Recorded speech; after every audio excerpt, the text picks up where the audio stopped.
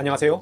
파이팅 홍공TV입니다. 오늘은 조경기능사 실기, 설계 도면 작성, 스피드 합격 공식, 생태 소공원 편을 진행하도록 하겠습니다. 조경기능사 도면 작성은 50점의 배점이 걸려있고 문제에서 요구하는 기본 요소만 누락 없이 그려서 제한 시간 내에 제출만 한다면 35점 이상은 충분히 획득 가능합니다. 따라서 문제 유형을 사전에 미리 접해보았느냐 아니면 시험장에서 처음 맞닥뜨리냐가 정말 큰 차이를 가져옵니다. 실제로 여러분이 실기 문제집을 사서 보시다 보면 얼핏 보면 하나도 모르겠고 어떻게 그려야 하는지 도통 감이 안 잡히는 문제도 완성된 도면과 문제를 차분히 매칭시키고 나면 별것 아니었네? 하고 그 다음부터는 쉽게 느껴질 때가 많을 겁니다. 따라서 다양한 문제 유형에 따라 작성 요령을 꼭 미리 파악해 두시는 것을 추천드리며 저도 시험일까지 출제가 예상되는 다양한 유형의 도면들을 추가로 다루어 보도록 하겠습니다. 실제 도면 작성 순서는 지난 합격 공식 영상들에서 어느 정도 익숙해지신 상태라 생각하고 시간 절약을 위해 문제 분석 후에 바로 완성된 도면으로 핵심 포인트들만 짚어보도록 하겠습니다. 그럼 바로 시작합니다. 자, 시험장에 가면 시험 감독관이 출석 확인 후에 답안지 2장을 먼저 나눠줄 겁니다. 한 장은 평면도, 다른 한 장은 단면도를 그려서 제출하게 되는데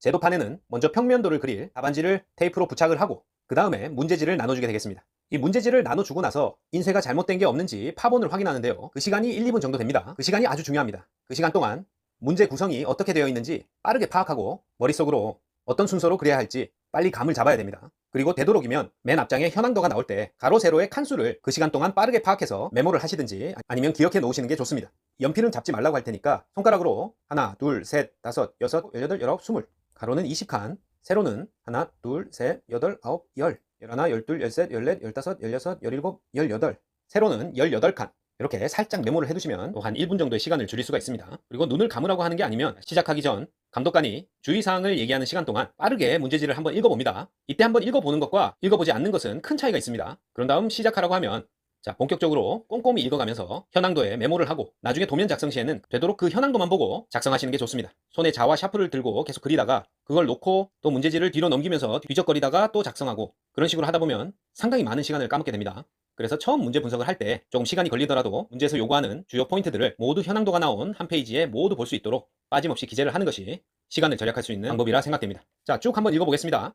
우리나라 중부지역에 위치한 도심의 생태 소공원을 설계하고자 한다. 요구사항 식재 평면도를 위주로 조경 계획도를 축척 1대 100으로 작성하시오. 특이사항 없고요. 작업 명칭은 도로변 소공원으로 할 것. 표제란에 맨 위칸 공사명에 도로변 소공원이라 적으라 이런 말입니다. 따로 생태 소공원으로 하라 이런 얘기가 없으면은 대부분의 도면명은 도로변 소공원으로 하면 됩니다.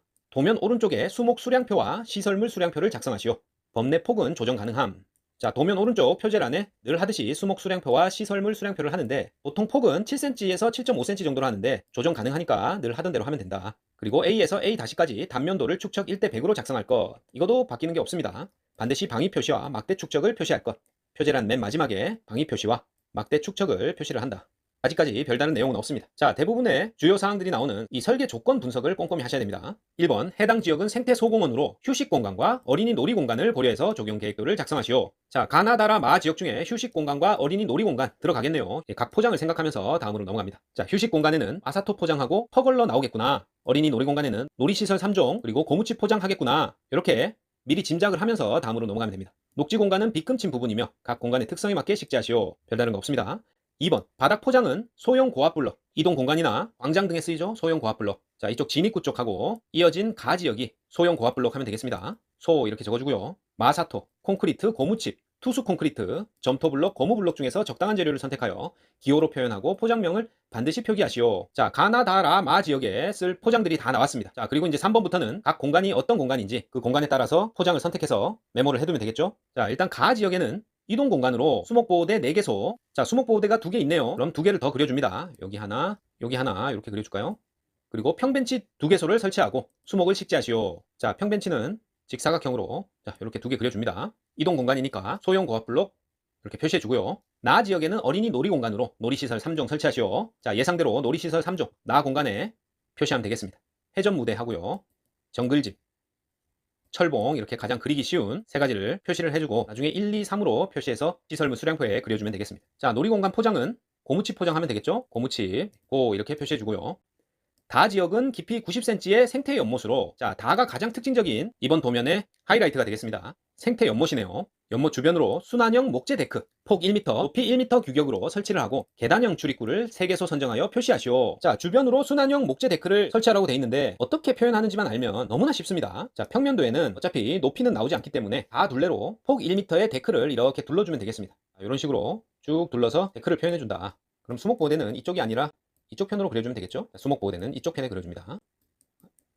자, 순환형 목재 데크를 표현하는 방법은 다 지역 둘레를 따라 1m 폭으로 우리가 일반적인 경계를 표시할 때 두 줄로 그려주는 것과 마찬가지로 둘레를 따라 쭉 그려주기만 하면 됩니다. 실제로 도면 작성 시에는 두 줄로 그린다. 다 지역에 둘레를 따라 1m 폭으로 쭉 둘레를 그려주고, 자, 이게 데크라는 표현은, 그 재질의 표현은 실제로 목재 데크가 가로로 길쭉하니까 적당한 모서리에다가 몇 개를 무늬를 넣어주면 됩니다. 자, 이렇게 가로로 목재 데크다 이런 표시를 해주면 되겠습니다. 그리고 여기도 해줄까요? 이렇게 여기도 하나 해준다. 어디에 해줘도 상관없습니다. 전체적으로 골고루 몇 개만 데크라는 표시를 해주면 됩니다. 그리고 계단형 출입구 3개소를 선정하여 표시하시오 돼 있기 때문에, 자, 요 둘레 바깥쪽으로 이동 통로와 만나는 지점에 이렇게 계단을 표시를 해줍니다. 이쪽으로 올라올 수 있도록 계단 높이가 1m이기 때문에 표시해주고, 또 여기서도 자, 이쪽 진입로에서 올라갈 수 있도록 이렇게 계단을 설치해줍니다. 이렇게 화살표도 표시해줘야겠죠. 그리고 업 표시도 써준다. 업이라고 써준다. 뭐 현황도에 표시해주지 않아도, 자, 지금 문제 분석 시에는 표시해주지 않아도 나중에 평면도 작성 시에는 꼭 표시해줘야 됩니다. 그리고 이쪽에도 계단을 하나 설치해줍니다. 자, 끝났습니다. 이렇게 다지역 둘레에 폭 1m의 순환형 목재 데크를 설치하고 계단형 출입구 3개소를 표시해줬습니다. 자, 이렇게 어떻게 하는지만 알면, 자, 이런 생태 연못 표현 문제가 나오면 너무 쉽게 작성을 하실 수 있습니다.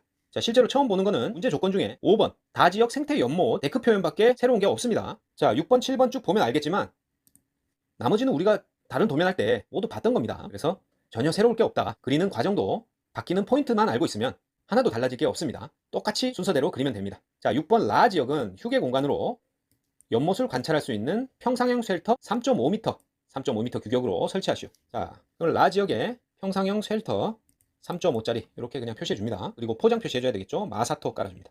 마 이렇게 적어주고요. 그 다음 마지막으로 마 지역에는 주차 공간으로 소형차 2대가 주차할 수 있도록 설계하시오. 자, 마 지역이 한 공간으로 돼 있으니까 소형차 2대를 주차할 수 있도록 공간을 이렇게 나눠주고요. 각각의 이렇게 볼라드를 차량이 들어오지 못하게 설치해주면 끝나겠습니다. 그리고 주차 공간이니까 콘크리트 포장하면 되겠죠. 콘 이렇게 적어줍니다.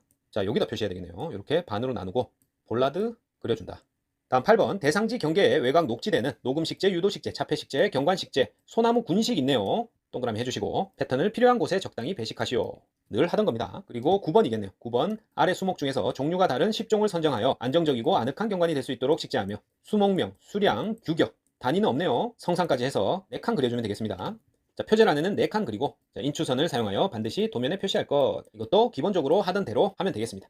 자, 수목을 10종 선정하라고 했으니까 군식을 포함해서 상록 교목 2종, 낙엽 교목 5종, 관목 3종 이렇게 하면 되겠죠? 일단 소나무 제일 큰 거 하나 동그라미 치고 나머지 작은 거 2개 밑줄 긋는다고 했죠? 그래서 한 종. 그 다음 스트로브 잣나무 하나 동그라미 치고요. 상록 교목 2개 끝났습니다. 그 다음에 낙엽 5개.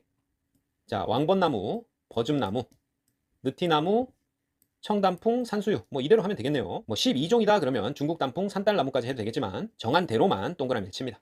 그러면 7종 됐고 관목 3개, 산철쭉, 영산홍, 자산홍 이렇게 동그라미 치면 하나, 둘, 셋, 넷, 다섯, 여섯, 일곱, 여덟, 아홉, 열 총 10종이 되겠습니다.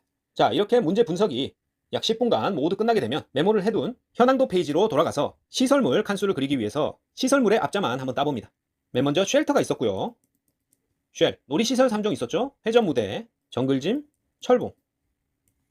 그 다음에 수목보호대 있었고요. 평벤치, 볼라드. 자, 이렇게 하나, 둘, 셋, 넷, 다섯, 여섯, 7개입니다. 7개이기 때문에 맨 윗줄까지 포함해서 8칸을 그려주면 되겠죠. 수목 수량표는 소나무 군식이니까 원래는 10칸인데 규격이 다른 소나무 2개가 추가되고 맨 윗줄이 추가돼서 13칸을 그리고 시설물 수량표는 총 8칸을 그린다. 자, 요거까지 파악이 되면 이제 본격적으로 도면 외곽선과 표제란, 평면도 모는 순으로 차분하게 하지만 신속 정확하게 그려나가시면 되겠습니다. 그러면 평면도부터 보도록 하겠습니다.